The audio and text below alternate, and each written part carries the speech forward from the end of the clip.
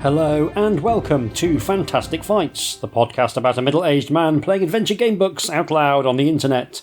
That middle-aged man is me, Hieronymus J. Doom, and this is another bonus episode made possible by the generosity of my patrons over at patreon.com/HJDoom. This time we're playing The Ghosts of Craven Manor by Joseph Daniels, which describes itself as a ghostly time-travelling adventure with many paths and puzzles. This book was recommended to me by listener Oliver Robertson. Thanks, Oliver. I do love getting recommendations from listeners, so give me a shout if there's something you'd like to hear covered on the podcast. If you'd like to help keep the podcast on the air and ad-free, you can do so by going to patreon.com/HJDoom and pledging as little as a single English pound to support my nonsense. All patrons get a bunch of game books as a thank you for their support, and I'm currently finishing off a new game book which I can't actually go into detail about on this podcast. It's all very mysterious. My thanks as always to everyone who does support me. I could not do this without you. Let's take a look at the rules. There's not really anything to talk about here. We are playing a man called Dave Ingram, though presumably not the same Dave Ingram who was the vocalist of war-obsessed death metal band Bolt Thrower. Otherwise, we're told we need some dice, pencil and an eraser, but that all the rules of the game will be introduced to us as we progress through the story. That is very exciting and a perfect mechanical approach for a spooky story. I am looking forward to this one, so without any further ado, let's dive straight in and play The Ghosts of Craven Manor. So I just need you to sign there, and you're done. Here are your keys. I hope you'll both be happy in your new home. No sooner has the estate agent left the cafe when you turn to your fiancée and share a look of excitement before embracing her with a passionate kiss. "Oh, Dave, this is so great," she says. "Our own house." "I know," you say, "and what a bargain." "Well, the agent did say that the last owners died there. That sort of thing generally brings down the price. I think we should have asked for details about that." "Why, Liz? So we could scare ourselves into not buying the place? What we don't know won't hurt us." So already we are clearly an idiot. That is nice to see. I can always empathise with an idiot. "I suppose you're right," she says. "Anyway, I need the toilet. Back in a bit." After Liz has left, you are considering ordering something else to eat when your thoughts are interrupted by the sound of crying. You turn to see that a little boy has dropped his ice cream on the floor. To this, you snigger, and then quickly turn your face away from the boy's mother before she sees. Bit of a horrible thing to do. You empathise with the small boy who's about to be very, very upset. It's not that you really care what people think, but you can never tell how they're going to react, especially stressed mothers. Even something as simple as a snigger could cause a scene, and given the great day you're already having, you don't want to ruin it. Looking towards the menu again, you are interrupted for a second time. This time it is by a young waitress who is being harassed by a couple of drunks. "There really should be a law about people drinking in the day," you think to yourself. "Although it wouldn't matter if there was, people would still do it, and you can bet the police wouldn't bat an eyelid even if they saw them." Oh, dearie me. Dearie, dearie me. We are a Daily Mail reader and no mistake. You consider for a moment coming to the young girl's aid and then stop yourself. "I'd probably only make matters worse, and besides, it's part of the job she chose." I'm enjoying, I must admit, what an absolute state this lad is. Dave Ingram, just a terrible, terrible human being. Whatever is going to happen to Liz, I feel as though it can't be any worse than being married to this guy, unless she's also just awful. It's not long after this that Liz returns and sits down. "What time have you got?" you ask. Liz looks at her watch. 2:30. "And what time is the removal man meant to be showing up at our house?" "About 4ish. "Then we're going to have a bit of time to kill. What do you say to getting out of here soon and having a look around town?" "I suppose so," she says. "I noticed a jewellery shop on the way in." "I was actually more interested in the bookshop next door," you say. "Well, we're probably only going to have time to look in one. What should we go to?" So, do you want to go to the bookshop or do you want to go to the jewellery shop? Well, in a desperate effort to try and make this guy slightly nicer, I'm going to say we'll go to the jewellery shop because that's what she wanted to do. But there's a bit of me that's just like, I should just lean into it. Lean into Daily Mail Man and just demand that we go to the bookshop because that's what I want to do and I'm important because I'm a man. But yeah, we'll go to the jewellery shop.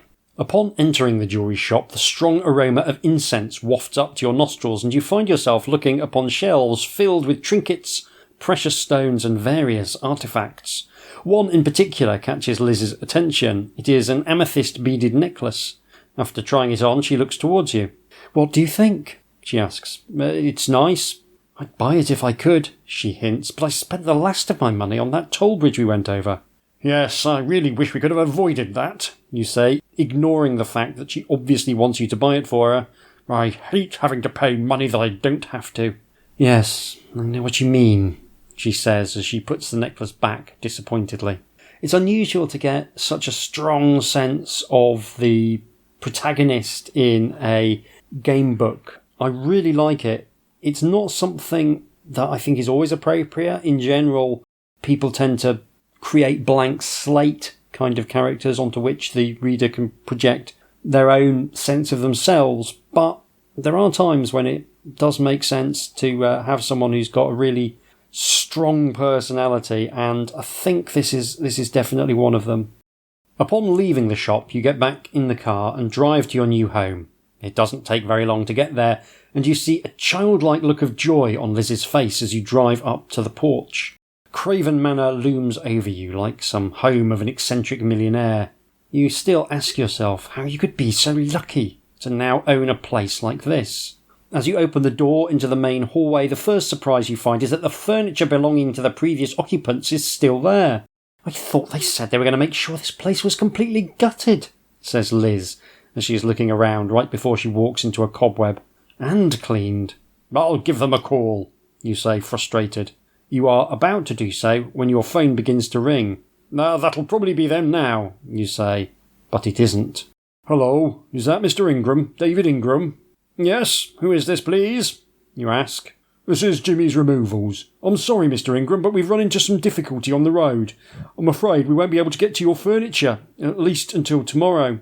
Upon hearing this, you are at first shocked and dismayed, but then, given the current situation, you realise that it is probably for the best. If the removal van had shown up on time, you would only have been able to unload everything onto the porch while you waited for an estate agent to come and remove the furniture from the house. "So we won't be able to sleep in our own bed?" Liz says disappointedly upon hearing your news. "It's just for one night. You should be thankful that we even have a bed to sleep in."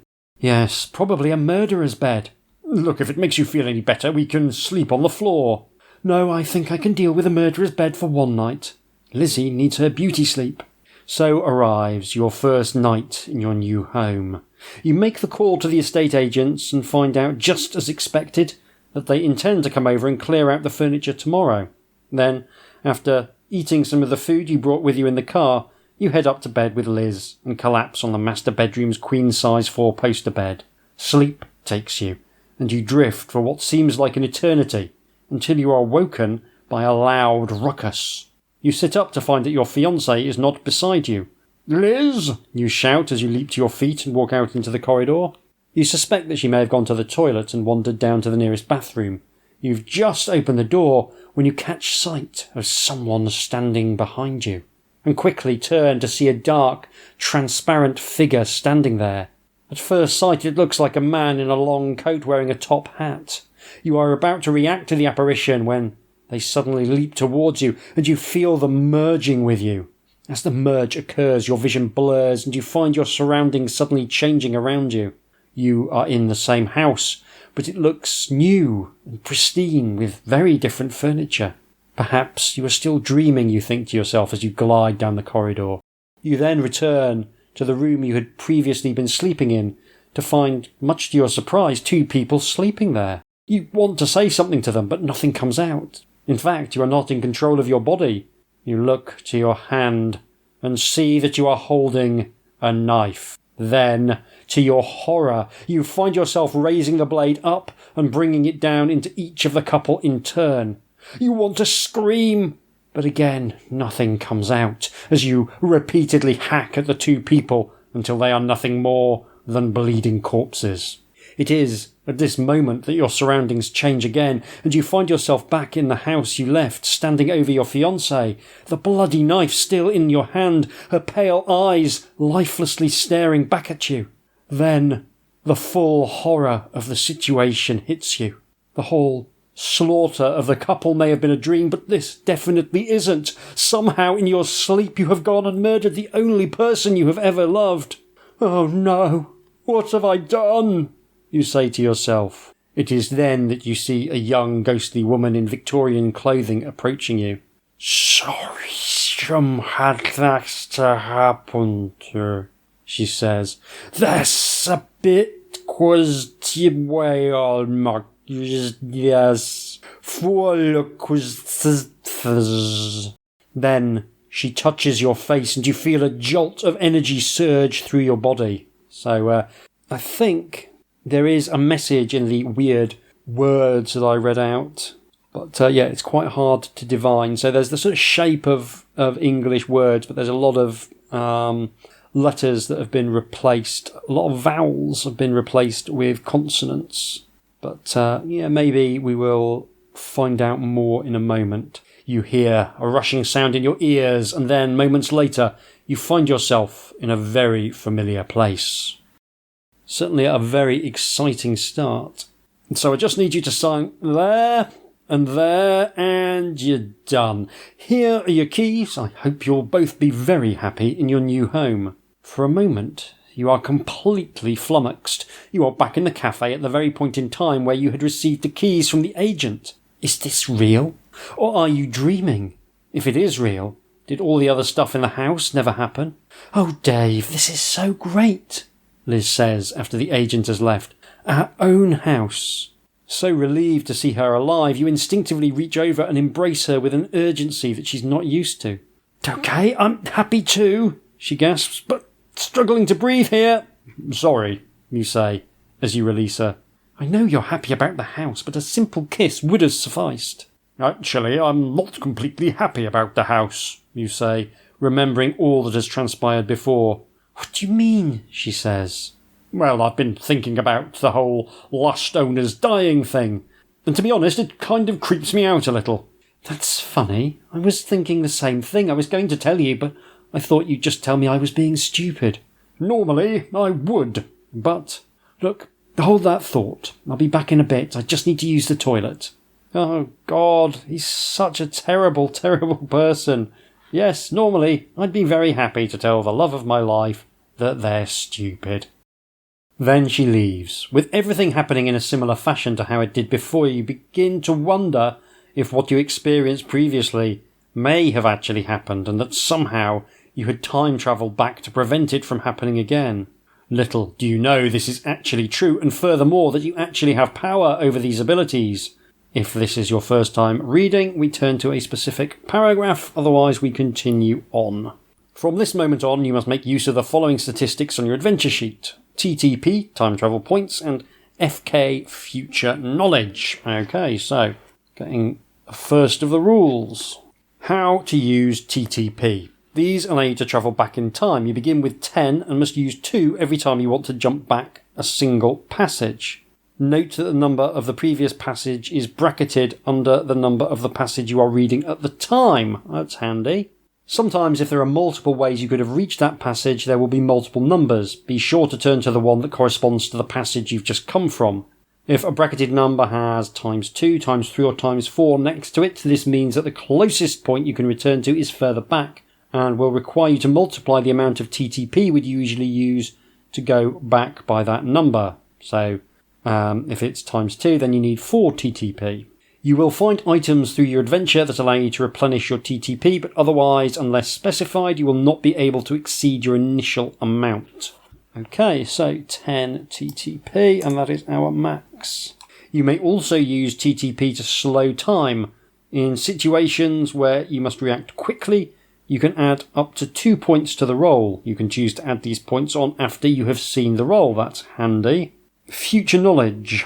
While progressing through this adventure, you will also see references regarding something called future knowledge. Future knowledge is something that you learn that can be used to open up new paths in the past and present. When you gain future knowledge, you must write it down. It will appear as FK A plus 23, for example. The FK stands for future knowledge, the letter is for reference, and the number is what you must add or subtract to the passage you are told you can use the future knowledge at in order to find out what outcome using that knowledge has.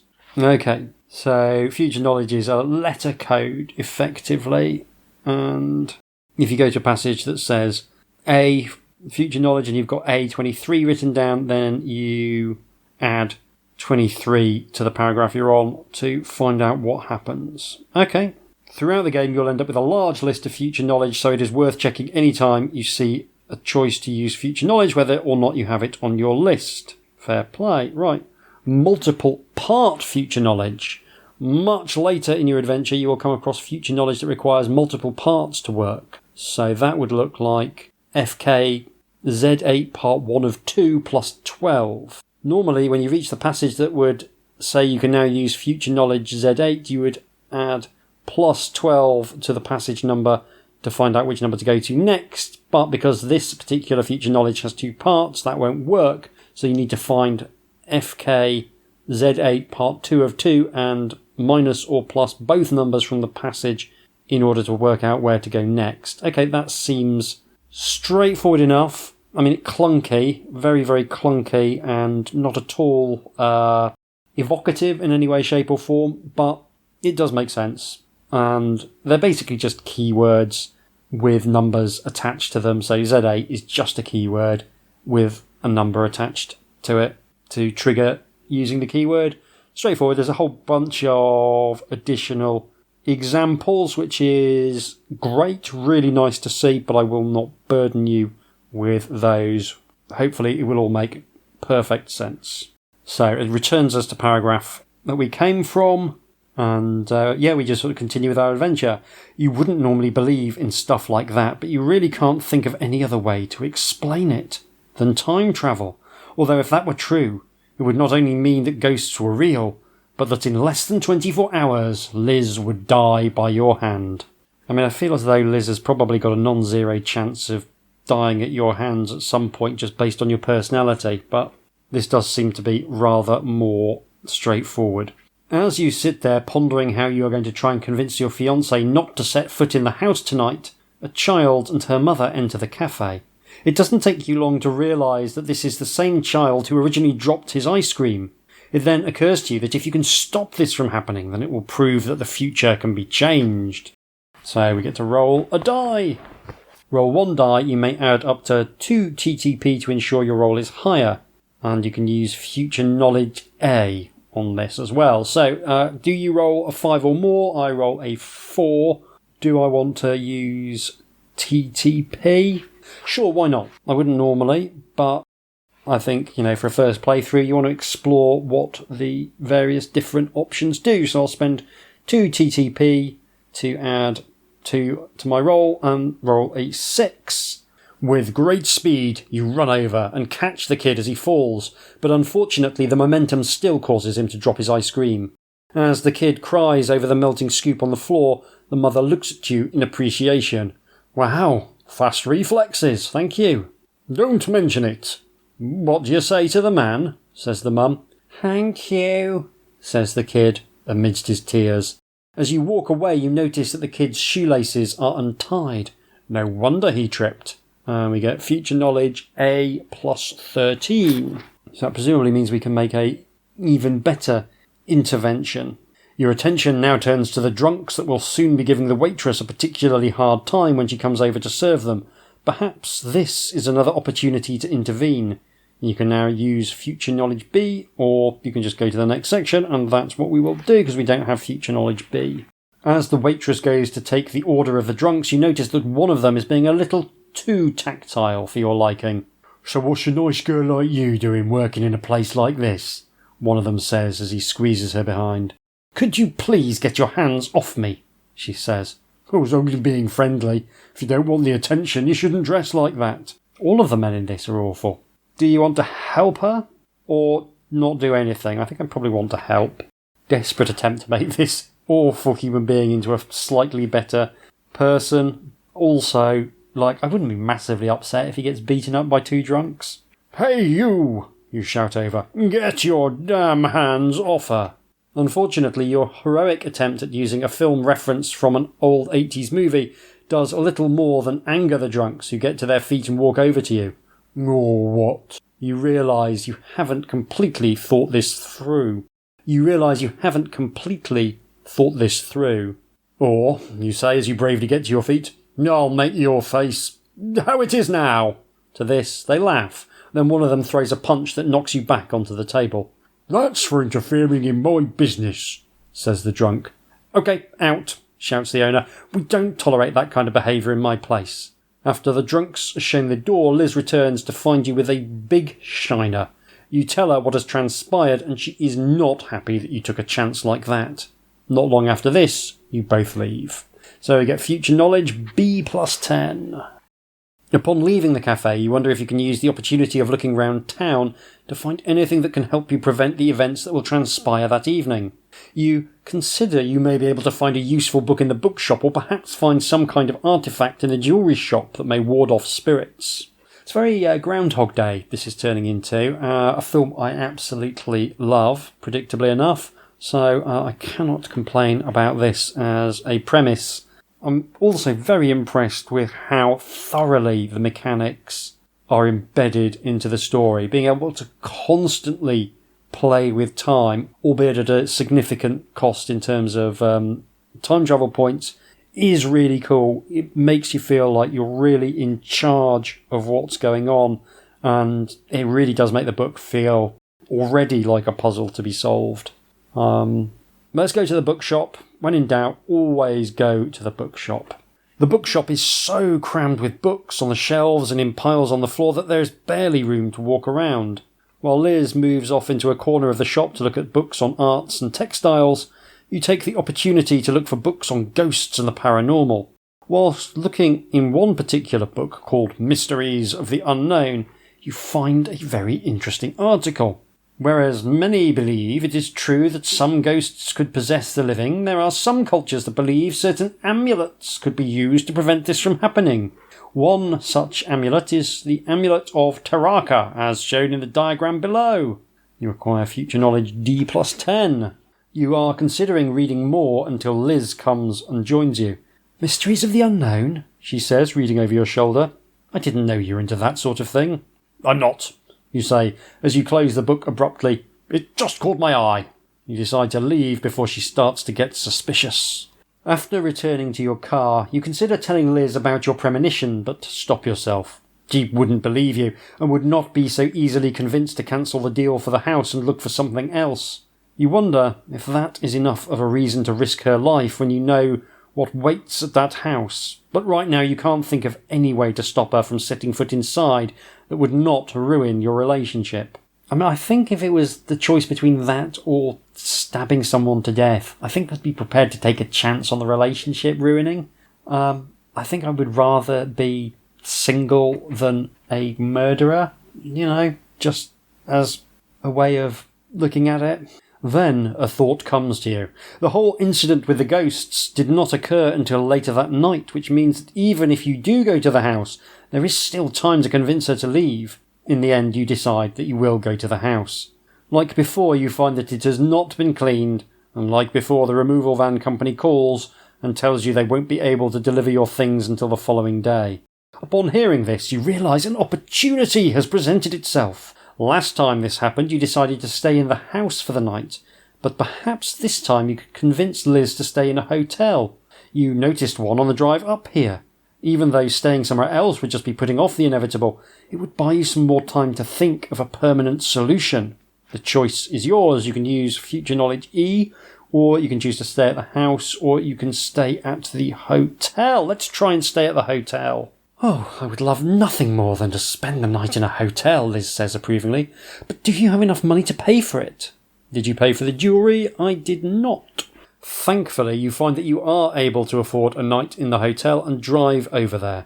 The manager, a thin balding man with a raggedy beard, greets you as you enter and gives you your room key. The room is not worth the price you paid for it, but that doesn't bother you because you are just happy not to be spending the night in that house. You soon fall asleep, but feel a sense of déjà vu when you awake to find that Liz is not at your side. You assume that this is mere coincidence and that she simply got up to use the toilet. But on checking, you realise she is not there. You get dressed and go to have a look around the hotel, thinking you might find her wandering around, but she is nowhere to be seen. By this time, you are starting to panic, so you talk to the manager, hoping that he may have seen her. "Yes, I did see her," he says. "She was acting kind of weird, kind of drowsy, and like she was not all there. When I saw her wandering outside, I asked her where she was going, and she said she was going home." "Going home?" you say, surprised. "Did you notice if she took the car?" "No, she left on foot." "Walking in which direction?" "North." "Towards Craven Manor?" "Yes, that's right." Hearing this, you run straight to your car and drive on over to your new house to find the door wide open. Inside, you find Liz standing in the hall. Relieved to see her safe, you run over and take her in your arms, closing your eyes as you embrace her. "Thank God you're okay," you say. "Come on, we need to get out of here. There's something wrong with this house." You are about to leave when you notice that Liz doesn't seem to be moving. "Liz, come on, we don't have time for this." As you pull away, you hear a sickening squelching sound and look down to see a bloody knife in your hand that you have just removed from your fiancé's bleeding stomach. For a moment, she looks at you shocked. "Dave," she says, a sound of betrayal in her voice. "Why did you—" "I didn't," you say. "It wasn't me." As she is about to fall back, but you manage to catch her and then lower her to the ground softly. As she breathes her last breath, you feel your heart breaking all over again. "Why?" you scream into the heavens. "Why send me back if there's nothing I can do to stop this? What more can I do? You have to give me another chance. It can't end like this." You then close your eyes and concentrate on the cafe in the hope that the day will reverse so you will have another chance to get this right. And as luck would have it, it does. So we're back to the cafe. This really is like murderous Groundhog Day, which I think is awesome, honestly. So I just need you to sign there, and you're done. Here are your keys. I hope you'll both be very happy in your new home. So I won't read out the full thing of the text. As you sit there pondering how you're going to try and convince your fiancée not to step foot in the house tonight, a child and her mother enter the cafe. It's the same child who originally dropped his ice cream. You can use future roll a die and add 2 TTP to ensure a higher roll, or you can use future knowledge A.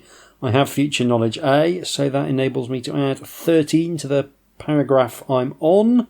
As soon as you see the mother and her son enter, you shout over, "Hey kid, you might want to tie up your shoelaces unless you want to lose that ice cream." "You do as the man says," the mother tells him, and then she smiles at you. "Thanks for that." "No problem," you say. Saving the kids' ice cream might not be a big deal, but it is proof that you can change the past. And there's a tip. Sometimes the solution to a problem requires for you to allow the event to play out so you can learn the necessary future knowledge to travel back and try a different approach. Bear in mind that you will not always be told that this is an option, so it is up to you to use your initiative when you think an opportunity presents itself. Very helpful. Your attention now turns to the drunks that will soon be giving the waitress a particularly hard time when she comes to serve them. Perhaps this is another opportunity to intervene. So yeah, let's do that and use future knowledge B.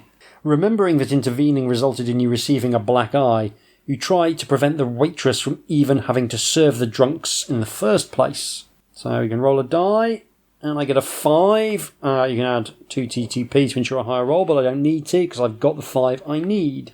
Quickly, you pick up your tray with your unfinished food on it and make out as if you had accidentally collided with the waitress, spilling the tray down her front. "Oh, I'm so sorry," you say. "It's all right," she says. "I'm used to it. Let me help," you offer. "No, it's okay. I've got this. You can go on about your own business." As you walk away, you notice that the manager has seen this incident, and seeing that his waitress is currently indisposed, he goes to serve the drunks himself. "Congratulations, you just saved a girl from a very uncomfortable situation." Not long after this, Liz returns from the toilet and you both leave. Tip: sometimes the solution to a problem may include going through with an action that may seem foolish or dangerous at the time. This is the only way to get the right future knowledge to help when you reverse time and try again. Bear in mind that with the ability to reverse time, that most decisions can be undone, so feel free to take a risk once in a while. This is a superb bit of design. This is a genuinely wonderful bit of design.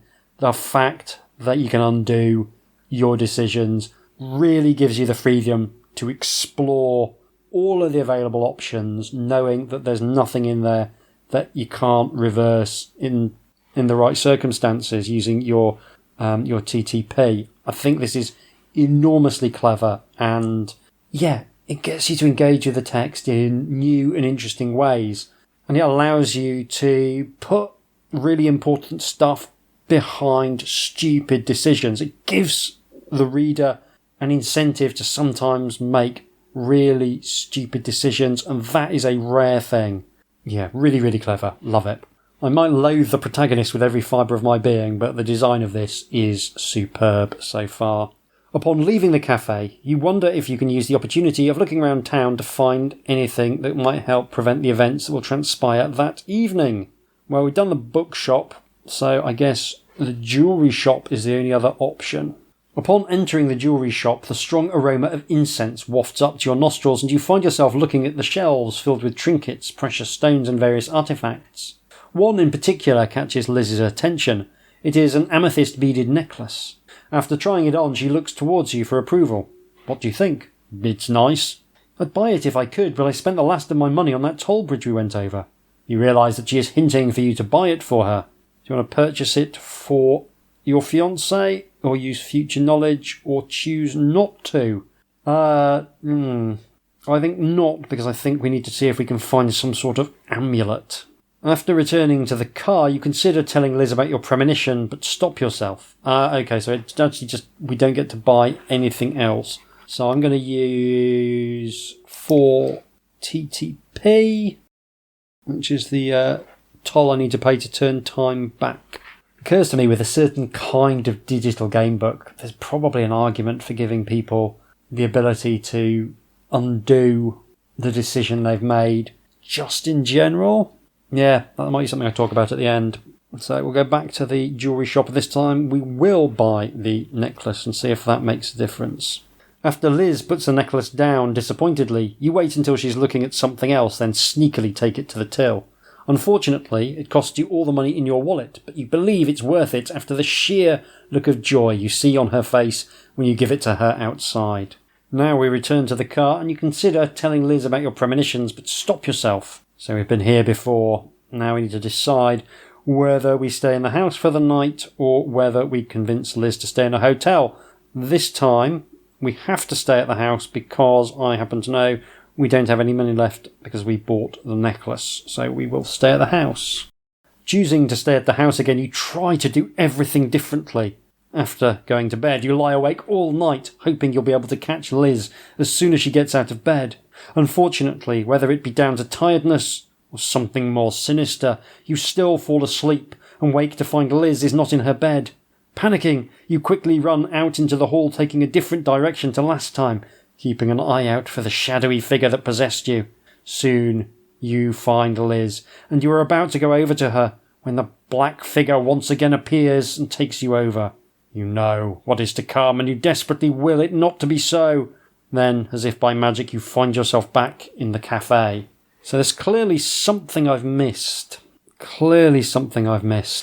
As you sit there pondering how you're going to try and convince your fiancé not to step foot in that house, a child and mother enter the cafe.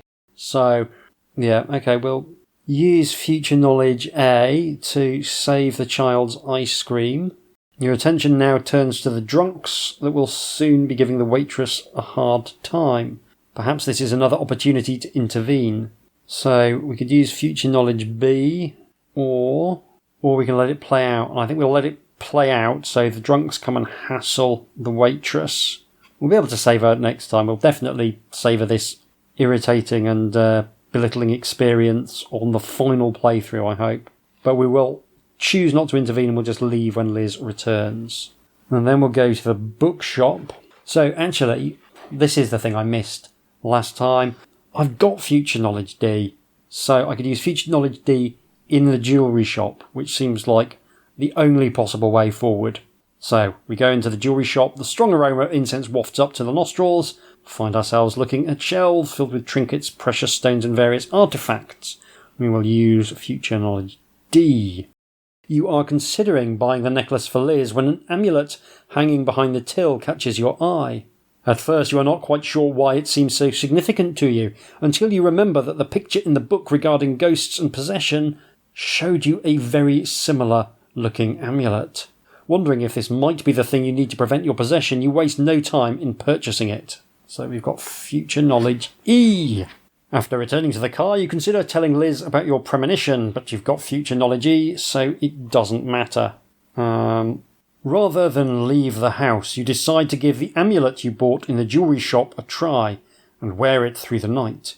Like before, you go to bed, and like before, you wake to find that Liz is not beside you. Only this time, rather than encounter a dark spirit on the way to find her, nothing happens. It seems the amulet actually worked. Great, you think to yourself. Now all I have to do is find Liz and get out of here. You start your search around the house and find her standing in the centre of the living room with her back to you. Liz, it's me, you say.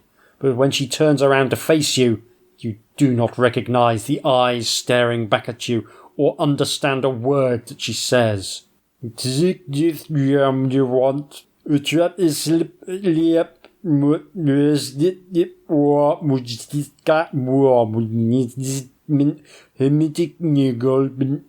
So there's actually a big paragraph of the kind of gibberish I've just attempted to thematically rather than literally recreate. And it begins with T643, which is interesting. Otherwise it's stuff that kind of looks like words but isn't.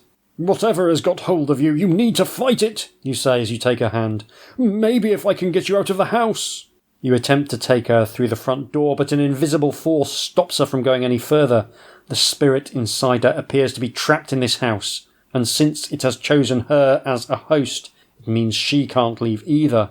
Look, whoever you are, please let my Liz go, you say. I'll do whatever you want.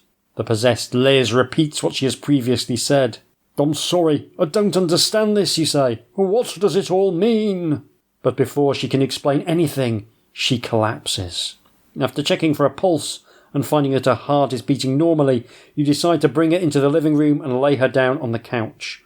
You know there's no way the spirit inside her is going to let her go, so you need to try and figure out what it wants. You sense that possessed Liz's strange words may be a key to that. They may not make sense now, but perhaps you can discover a way to read them in future. Until you can find a way to read it, you believe the best use of your time will be in exploring the house to find clues to explain who this spirit may be. From this point, you have free rein to search the house.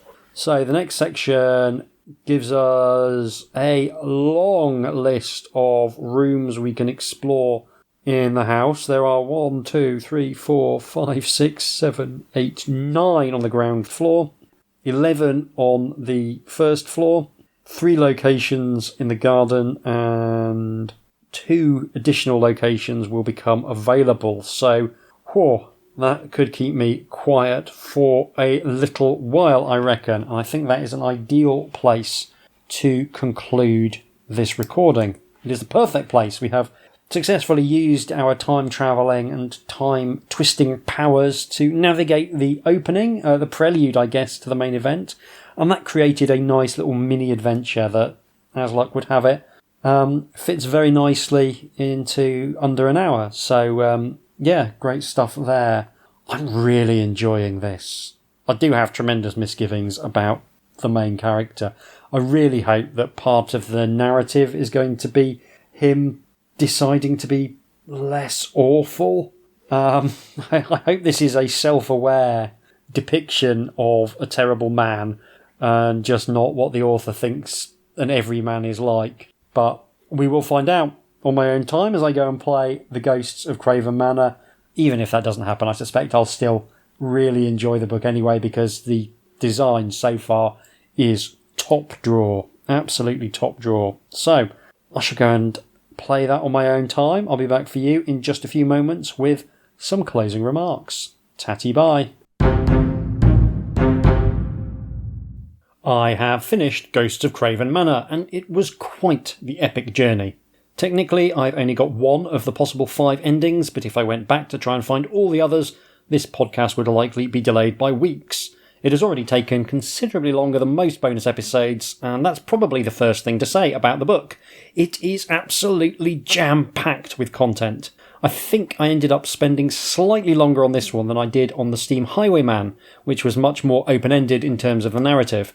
Ghosts of Craven Manor is an interesting combination of open-world techniques and more traditional narrative. You've got a specific goal, but the various areas are quite generous in terms of how you choose to explore. In general, you're being given a list of locations, and it's up to you what order you want to do them in. I don't want to say too much about the plot for spoiler-related reasons, but essentially you'll be travelling to different time zones in an attempt to prevent various awful things from happening.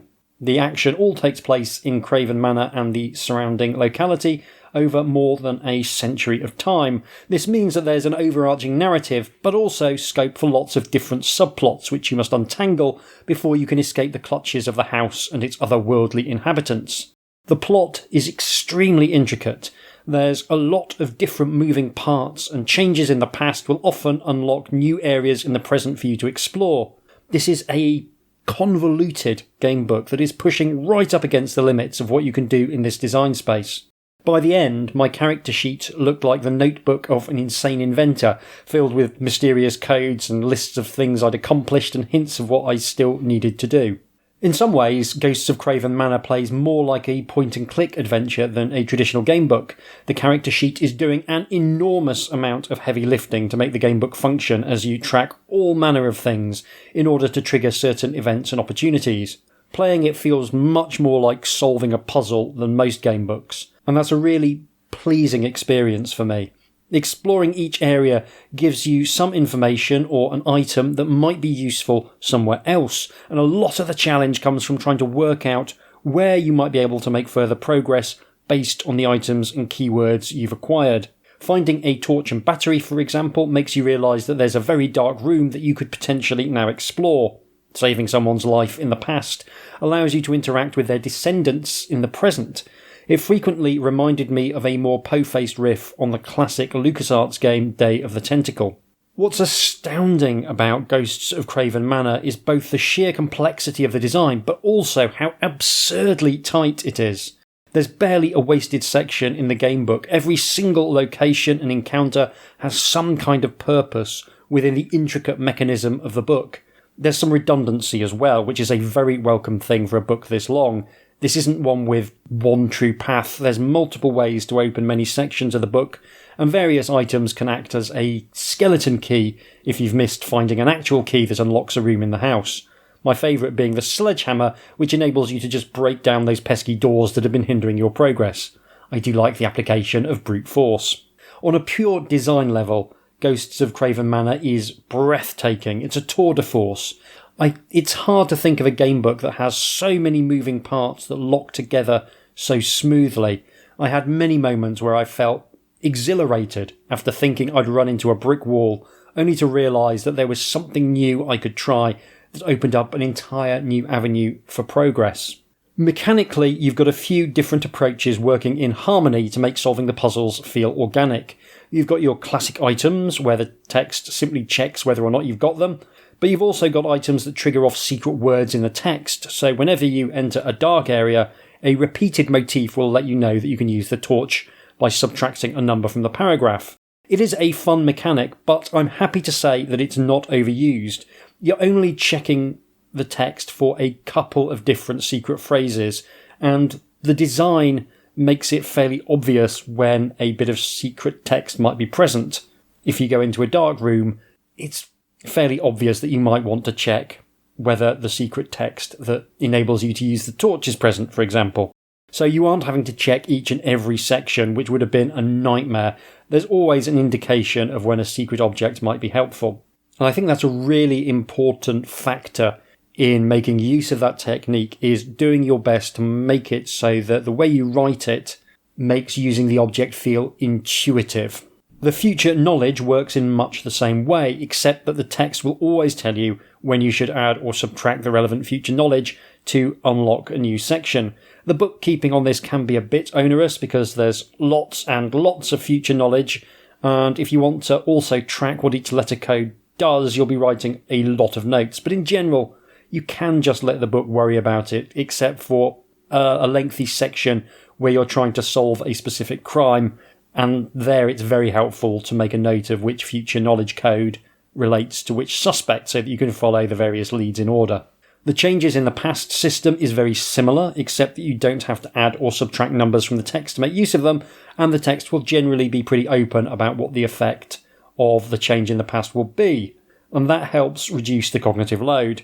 There were times when tracking all these different bits of information felt a tad overwhelming, and I cursed myself for not taking more notes early on in the adventure because the sheer quantity of information to track across multiple different time zones became quite challenging to keep in my tiny, soggy head.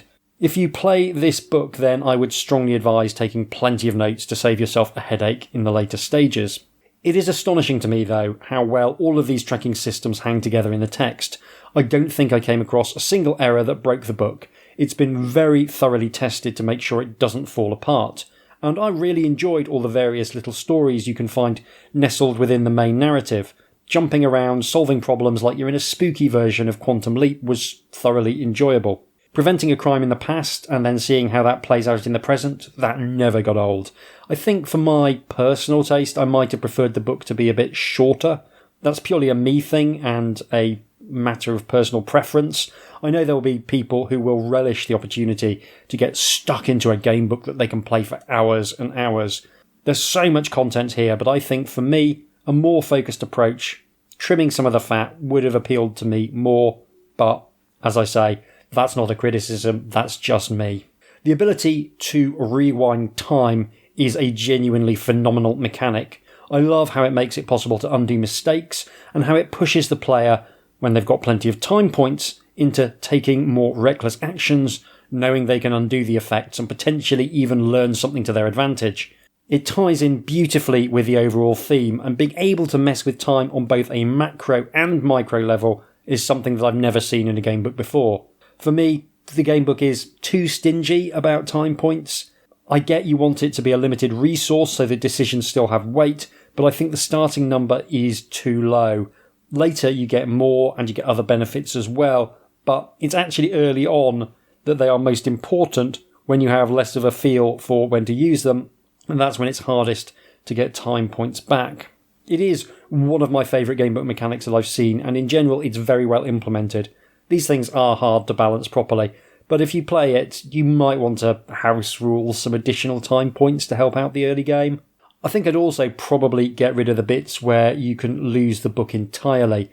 I get wanting to have a feeling of danger, but starting again from scratch feels pretty crushing when you've got so many things to remember. It's sufficiently complicated that starting from the beginning feels confusing because I had all this knowledge crammed into my head, and trying to retrace my steps without making the same mistakes was a real headache. And I kept thinking that I'd potentially unlocked something when I hadn't, and because the keywords that track future knowledge is just a letter and a number, it makes it very difficult to look at those letters and numbers and go, oh yeah, that ties to that, unless you take copious notes.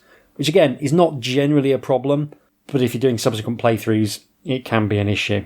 I think it would have been well advised to borrow from point-and-click adventures where death is not something that usually factors in. There's more than enough challenge in simply working out how to progress, and I think focusing on that aspect would have been a good choice. It's probably less of an issue if you've got a better memory than me, or you're better at taking organised notes, but I don't think there's much to be gained from making the player go through the opening multiple times. I found it just confused me. This is one where I could be persuaded either way though, and I do get wanting to have a sense of danger in your horror-themed book. That's understandable. There are some bigger reservations I have about the book though. Thankfully there's nothing I would class as a deal breaker, but there are some significant issues. The first is the writing style, which is clunky at best and amateurish at worst. Style is only ever an added bonus in a game book, but the writing here isn't great, and the dialogue in particular is atrocious. Dialogue in fiction is always an artificial echo of the messy reality of human interaction, but here the choice of words makes everyone come across like a robot. Very little sense of character comes through the dialogue, which has the effect of flattening every NPC encounter into a sterile exchange of information. And in general, there's a muted quality to the prose, with events described in a bloodless fashion that often robs them of their impact. It's also quite wordy, which is a minor issue for much of the book, but it does occasionally become a more serious one. Also, the protagonist just comes across as a horrible person sometimes, and this is never really addressed, at least not in the ending I found. It's not constant, but there's the nagging sense that despite the fact that you're trying to prevent a series of terrible events from taking place, there's very little actual empathy for the people those events are happening to.